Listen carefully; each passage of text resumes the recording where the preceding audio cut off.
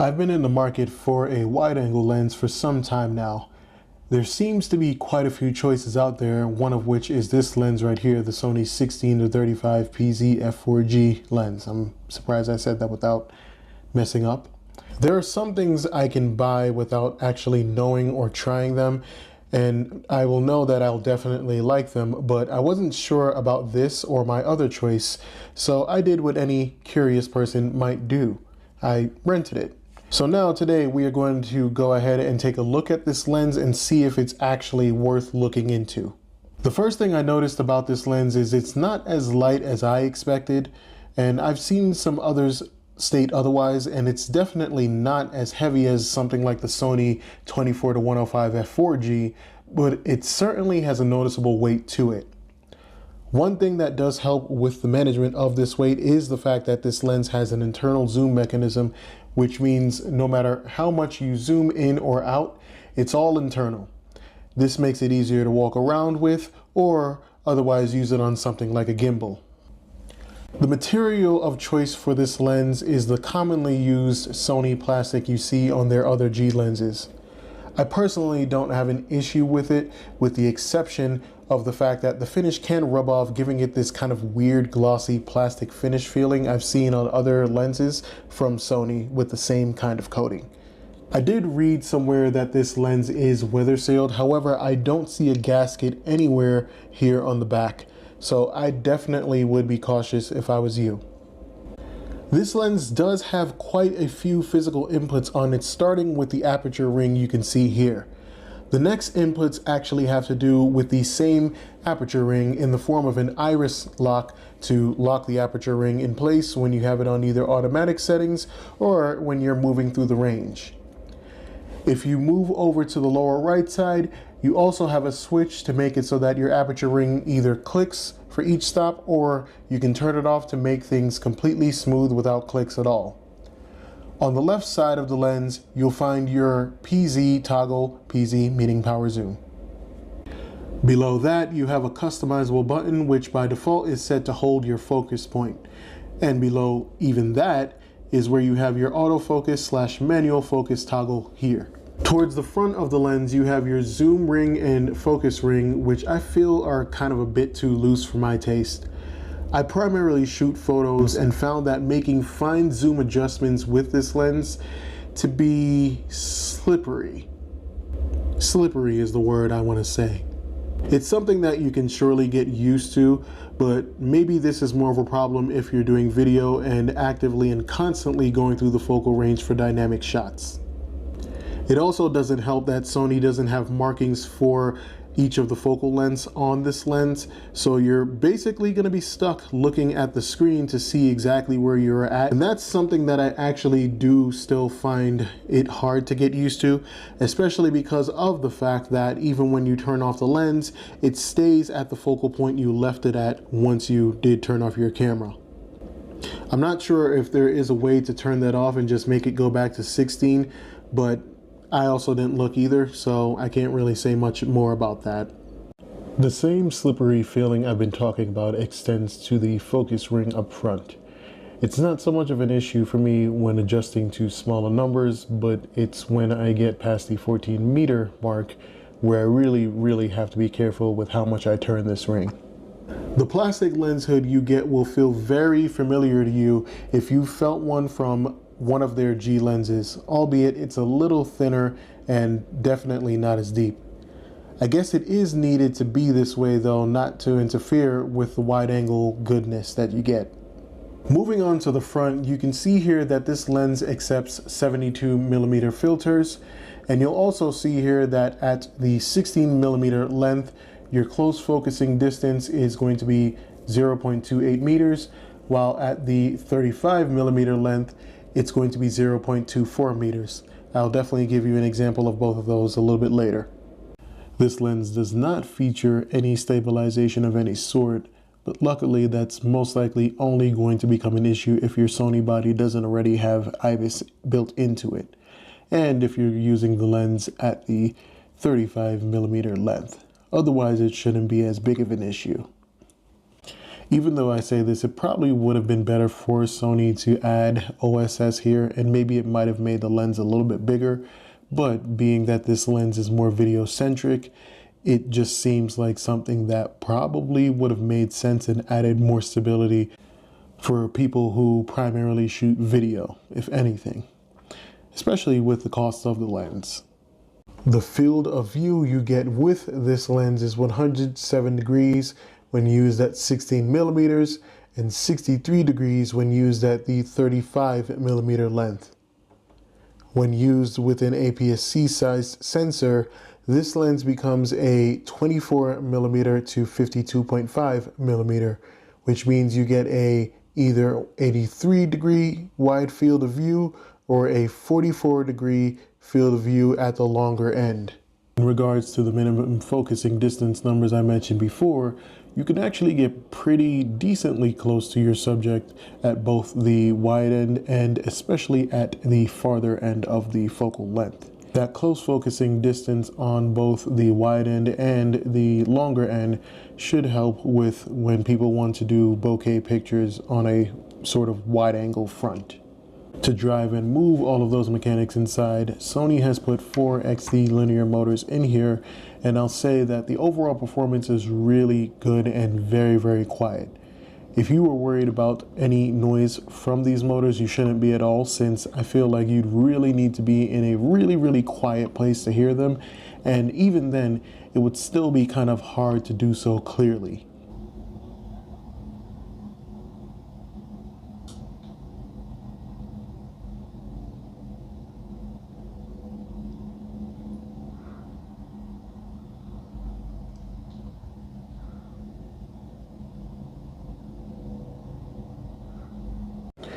The autofocus performance on this lens is good. It definitely works 99% of the time for me, with it only not being able to catch focus in some very rare cases.